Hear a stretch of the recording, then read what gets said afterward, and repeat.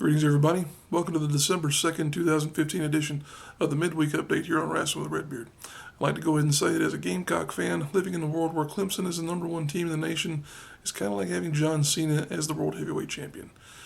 Yeah, it's just kind of hard to be a fan right now.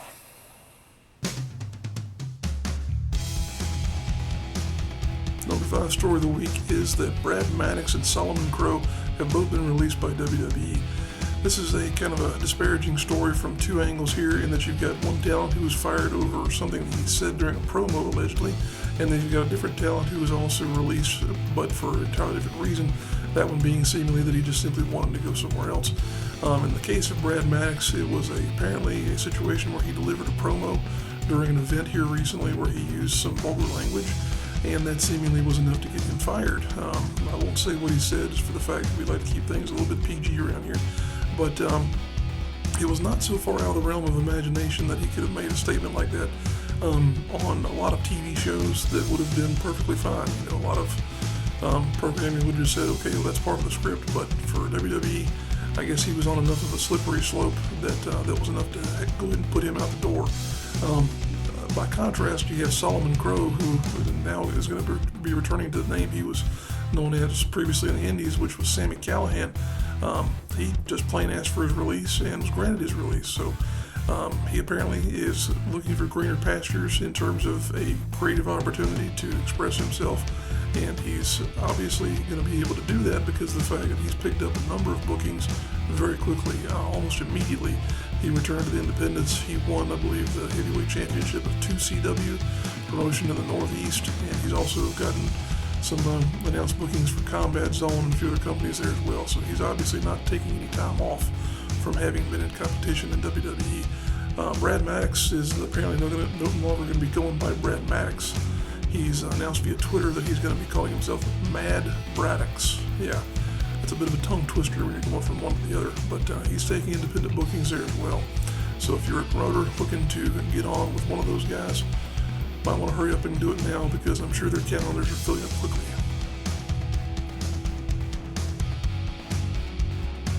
Number 4 story of the week is that the 2016 edition of MidAtlantic Legends Fan Fest will be back in Charlotte after all.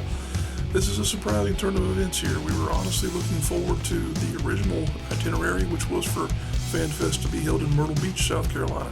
But that's apparently not happening. The situation seems to be as a result of the host hotel that was being worked with in Myrtle Beach having some issues there. At least that was the impression that we got from some comments that were made by promoter Greg Price, who, as you obviously know, handles this whole shooting match here. He's been in charge of FanFest for forever, seemingly, through its various permutations and whatnot. It had been booked for I believe, April in Myrtle Beach, but it's now going to be in August in Charlotte. They're returning to the same hotel that they've been at there for a number of years. However, it's going to be a much shorter presentation than previous editions have been. There are not going to be any matches on Sunday afternoon, and I believe some of the pricing is going to be reflective of that as well in terms of the cost for attending this entire event. There's a number of different tiers in terms of the pricing levels that you can go for if you're buying tickets to this event, but still to say it's disappointing. We're looking forward to maybe attending this one, since it was going to be closer to home in Myrtle Beach there. And also a change of venue, I think, would have done them some good, but it just seems like people have begun to sour on Myrtle Beach as a hosting opportunity for professional wrestling. Of course, C4W closed up there a number of months ago. Price had an opportunity there earlier this year with Championship Wrestling Live from Myrtle Beach that seemingly dried up as well. I still believe that Myrtle Beach could be a successful host for professional wrestling, but for one reason or another, it's just going kind of into a dry period here. We'll have to wait and see what goes on as far as the remaining schedule for FanFest. Still fairly early on in the planning stages of that, of course, but I'm sure that within the next few weeks or months here, we'll see some announcements regarding the talent that will be involved and further information and details there. So once again, 2016 edition of FanFest is still happening, just not in Myrtle Beach. It's in Charlotte. Number 3 story of the week is that Wrestle Cage 5 has been announced. Wrestle Cage 4 was held this past weekend up in Winston-Salem, North Carolina, and it was a tremendous success. According to promoter Tracy Myers, they drew in the order of about 3,000 plus fans to the event, and that was to attend not only the Fan Fest itself, but also the wrestling matches they had there that evening. That's a tremendous number for an independent event.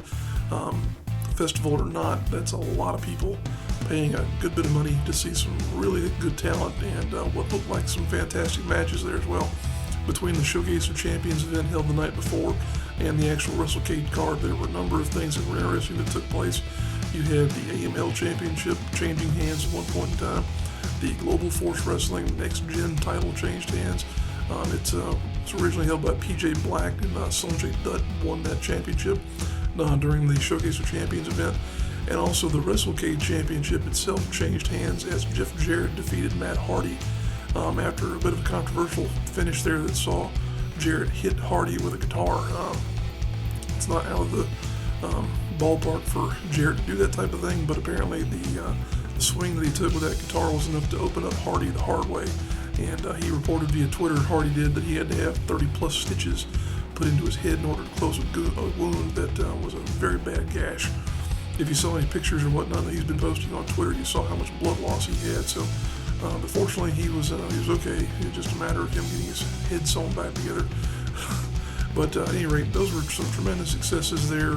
Great to see a promotion like them in Wrestle Cage having a good turnout, and hopefully everybody involved making some money and being able to come back and do this again next year in what I believe I've seen could possibly be the final edition of Wrestle Cage. Wrestle Cage 5 here will be something to look forward to for sure, if it's the last one or not, but really would hate to see that go by the wayside as far as it being a big event that gets a lot of traction here in the Carolinas independent scene. But at the same time, you have to keep in mind that Wrestle Cage Entertainment are also the people who promote AML Wrestling, so they may be looking forward to focusing more on that promotion and getting things rolling there. They're coming up on their 1-year anniversary here soon, so wish them all the best of luck in the world as far as that's going, and for whatever they may have in the future. Certainly hope they could continue things, because they've got a lot of good stuff going right now. And the number 2 story of the week is that Randy Orton needs neck surgery. Orton was already on the shelf with a shoulder injury he had sustained apparently while doing some random chores around at home. The neck issue appears to be something that was discovered during some of the scans and whatnot that was leading up to whatever procedure he was going to have in order to correct the surgery or to correct the shoulder issue. It's evidently something that the doctors are still trying to determine whether or not they can go in and just remove some bone chips from his neck, or if he's actually going to need spinal fusion. The latter would be worst case scenario, because that's a potential career-threatening injury in that case there. If it's just a matter of going in and cleaning up some of the area around his neck, then that's something else that he could probably recover in 3 or 4 months' time. But still, he's going to be out for a good long while here between the 2 surgeries.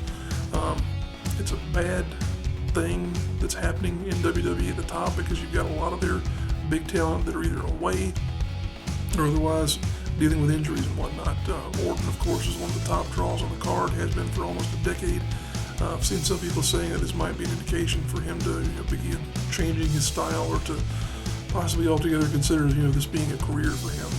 But I think that's a little bit extreme, at least at this point, because we don't know the extent of the injury. But still, it's a possibility. You hate to say that, but when you've run a majority of your career to where you're landing in such a way that your neck is exposed, and guess what? That's a really big risk for someone like him.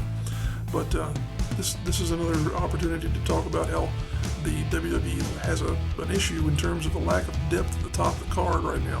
You've got some people who are being elevated and they're being brought up. You've got here this past week the formation of the League of Nations stable there. So hopefully those 4 guys will be able to bring themselves up to a top level feud with someone. But in terms of that big star attraction right now, there just is not anything there. Roman Reigns, he is who he is. Dean Ambrose, he's talented, but you don't have that John Cena, Stone Cold Steve Austin, and Brock Lesnar type at the top of the card who's doing anything in terms of business right now. It's hard to say where they go. I think they are trying to get some people at the level that they will be able to rely on them in terms of drawing fans and getting house numbers back to where they should be. But it's going to take some time. So we'll see what happens here with Orton, and we'll also see what happens in terms of WWE to continue to develop their roster and to try and get some depth at the top of the show. number one story of the week is Mick Foley is on the verge of becoming a former WWE fan. This is kind of a paraphrase or a way of talking about WWE fans as a whole, because if you pay attention to the ratings numbers, it's been on a steady decline. The viewership for Raw has been. I think the viewership for this past Monday was down a little bit from where they've been overall, but it was still up from what they have been in past weeks. But the big thing is that they're not consistently drawing and keeping fans. For example, the first hour of Raw may start off where they're doing pretty well, and they've got 3.3 million fans, and then by the end of the third hour, they're down to 2.7 or something like that. It's a challenge for them to try and determine what's going on. It's a combination of things, in my opinion, and I think Foley, when he wrote this blog about being a potential former WWE fan, he mentioned a number of things, but I think the combination of things as far as what's happening is not only a length issue in terms of the program being 3 hours, but also just some of the things that they've got going on are uninteresting, or otherwise they're just going in a direction to where it's a circle. You're not really progressing from point A to point B. You're just going around and around and around in this cycle that's seemingly uninteresting to anyone anymore. And it's even to hardcore fans like myself who've been watching Raw for 20 plus years here now, and it's just plain gotten stale. So some type of change needs to be made, and I think we're starting to get the indication that WWE is at least willing to listen at this point in time, because of the fact that they sent out a questionnaire to their fan council, which that's a real thing. If you've never heard of it, it is a true form council to where they go out and try and cull data from this select group of people regarding what's causing them to leave. Like, why are they not hanging around for the entirety of Raw? Whether or not that data that comes back to be useful to them will be one thing, but whether or not they actually put it into use will be the bigger thing, in my opinion. There's clearly something wrong. People have been kind of bailing on WWE for a while in terms of fandom overall. You can count it to lack of talent at the top. You can count it to creative direction, whatever you want to say there. Something is clearly wrong, and hopefully they'll be able to get an idea of what's happening there. But at any rate, we're at the point in the program where we want to talk about the shows that are upcoming this weekend in our part of the world, and oddly enough, there are WWE events here in this part of the world. There are 4, at least that I'm aware of, in the Carolinas, and maybe one more also in Georgia. The kind of weird thing, though, is that they have had these events scheduled in such a way that there are 2 going on multiple nights. So you've got 2 on Saturday and 2 on Sunday. And it's going to split up the roster. So you've got some guys in one part of the world and some guys in a different part of the world. But regardless, we'll talk about that a little bit more. I want to go ahead and first roll the posters for the local promotions that we've got coming up here. And we'll be back to wrap up the show in a moment with a little bit more about those WWE events that are coming up this weekend.